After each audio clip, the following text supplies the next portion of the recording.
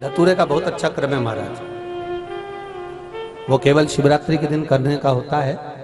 कहते हैं जिसका व्यापार ना चले, व्यवसाय ना चल रहा हो, बहुत ज्यादा कष्ट में जीवन निकल रहा हो और बहुत ही ज्यादा तकलीफ हो रही हो, तो धतूरे को हल्दी में डुबोकर शंकर भगवान को शिवरात्रि के दिन रात को 12 बजे समर्पित करें। उस धतूरे को वापस उठा लाएं 5-10 मिनट के बाद, श्री शिवाय नमस्तुभ्यम बोलकर लाल कपड़े में उसको बांधकर व्यापार वाली जगह में कहीं पर भी उसको बांध दिया जाए। व्यापार पीछे नहीं हटता, व्यापार अग्रण्य भाव में बढ़ता चले जाता है। महाराज उस धतूरे को केवल परंतु शिवरात्रि के दिन रात को 12 बजे ही किया जाए, हल्दी में डुबोना पड़ता है।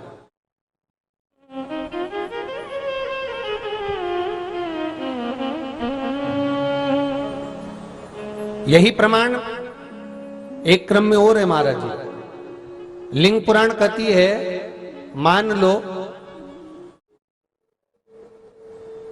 किसी व्यक्ति को कोई एक भारी बीमारी हो गई, बड़ा रोग हो गया और वो रोग डॉक्टर कह रहा है कि ये ठीक नहीं होना है, बहुत तकलीफ उसमें है और कष्ट ही कष्ट है, वो ठीक नहीं हो रहा, दवाइयां लग रही, गोलियां खा रहे हैं। तो महाराज उसका भी वर्णन है। 7 धतूरे, कितने धतूरे लेना है? 7 धतूरे। कोई सी भी शिवरात्रि से मतलब महीने में एक बार शिवरात्रि आती है, प्रत्येक महीने आती है। किसी भी शिवरात्रि के दिन 7 धतूरे लेकर एक धतूरे में मौली, लच्छा, नाड़ा लपेटकर चंद्रमौली भगवान का स्मरण कर उस मौली को लपेटकर 6 धतूरे में हल्दी लगाकर शंकर भगवान की जो जलाधारी है, जलाधारी में आपको पहले भी वर्णन किया है, शंकर भगवान का ये शिवलिंग है, ये जलाधारी है, ये भगवान का जल निकलने का स्त्रोत, चरणारविंद का भाव।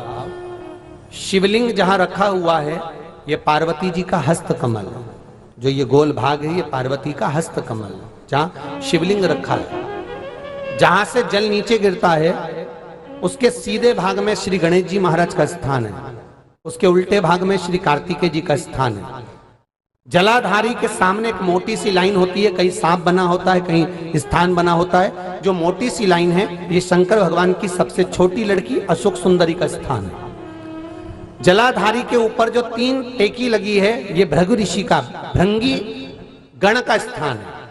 इसके ऊपर जो कलश है, कलश में जो पानी भरा जाता है वो पानी जो बूंद बूंद नीचे गिरता है ये शंकर भगवान की 5 लड़कियों का स्थान है। जया, विषहरा, सामरीबारी, धोतली और देव, ये 5 लड़कियों का स्थान है। शंकर भगवान का संपूर्ण परिवार शिवलिंग के सामने से जहां से जल चालू होता है गिरने के लिए नीचे की ओर जब जल जाता है उस स्थान पर भगवान शंकर के सारे गणों का स्थान है। फिर जब जल बहकर सामने की ओर जाता है, जितनी दूर तक जल जाता है उतनी दूर तक भगवान शंकर के उस जल भाग को ग्रहण करने के लिए 33 कोटि देवताओं का स्थान है। इसलिए उस जल को हम लांघते नहीं है, क्योंकि वहां 33 कोटि देवता विराजमान रहते हैं महाराज।